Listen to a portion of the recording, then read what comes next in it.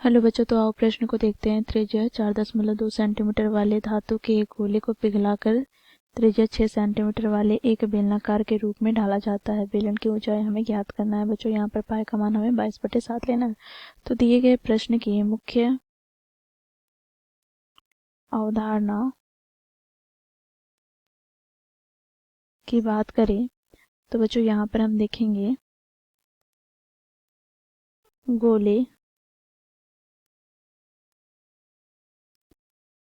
का आयतन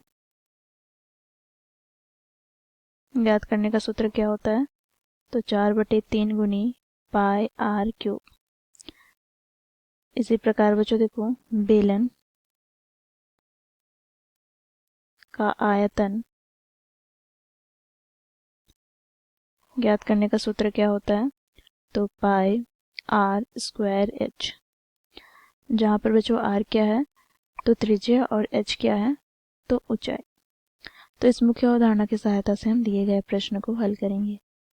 बच्चों देखो, प्रश्न में हमें गोले की त्रिज्या कितनी दी गई है? तो 4.2 सेंटीमीटर। तो यहाँ पर हम लिखेंगे गोले की त्रिज्या, जिसे हम कैपिटल आर से प्रदर्शित करते हैं, यह हमें दिया गया है 4.2 सेंटीमीटर। तथा बच्चों देखो, यहाँ पर बेलन की त्रिज्या को हम स्मॉल आर से प्रदर्शित करेंगे, तो यह हमें दिया गया है बच्चों देखो यहाँ पर 6 सेंटीमीटर। तथा बेलन की ऊंचाई को यहाँ पर हम h मान लेते हैं। यह हमें ज्ञात करना है। तो बच्चों देखो, क्योंकि गोले को ही पिघला करके बेलन बनाया गया है, तो यहाँ से हम कह सकते हैं गोले का आयतन बेलन के आयतन के बराबर होगा।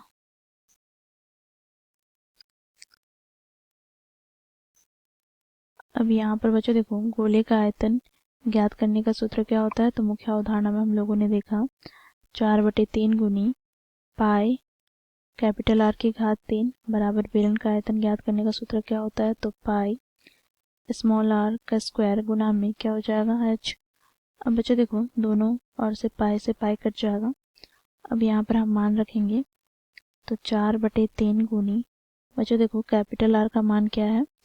तो 4.2 सेंटीमीटर। तो यहाँ पर हम लिखेंगे 4.2 गुनी 4.2 गुनी 4.2 बराबर बच्चों देखो, यहाँ पर स्मॉल आर अर्थात बेलन की त्रिज्या कितनी है? तो 6 सेंटीमीटर। तो यहाँ पर हम लिखेंगे 6 गुना 6 गुना h हो जाएगा। ठीक है। अब बच्चों देखो, यहाँ पर हम इसे आगे सरल करते हैं। तो यहाँ पर हम दशमलव हटाएंगे तो बटे में 10, यहाँ पे दशमलव हटाएंगे तो बटे में 10, यहाँ पे दशमलव हटाएंगे तो बटे में 10। अब बच्चों देखो, यहाँ पर हम विभाजित कर लेते हैं इसे। तो 6 से विभाजित करेंगे तो 6 सत्ते 42, पुनः 6 से विभाजित करेंगे तो 6 सत्ते 42। ठीक है। तो यहाँ से बच्चों देखो, 3 से हम विभाजित करते हैं 42 को, तो 3 का 3, और यहाँ पर कितने बच गए? 1। तो 3 चौके 12। अब बच्चों देखो, इसे हम आगे सरल करते हैं।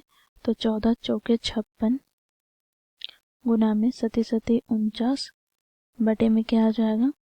तो 1000 बराबर क्या होगा? h। तो यहाँ से बच्चों h बराबर हमें क्या प्राप्त हो जाएगा? तो 56 और 49 को हम गुना करते हैं तो 2744 बटे में 1000। तो बच्चों देखो, यहाँ पर क्योंकि बटे में 3 0 है, तो 3 अंक के पहले दशमलव आ जाएगा। तो यहाँ से हमें प्राप्त हो गया 2.74 सेंटीमीटर। तो यहाँ पे हम लिखेंगे अतः बेलन की ऊंचाई अर्थात h बराबर 2.74 सेंटीमीटर। तो इस प्रकार बच्चों, हम लोगों ने मुख्य अवधारणा की सहायता से दिए गए प्रश्न को हल किया। आशा करती हूँ आप लोगों को यह प्रश्न समझ में आया होगा। धन्यवाद।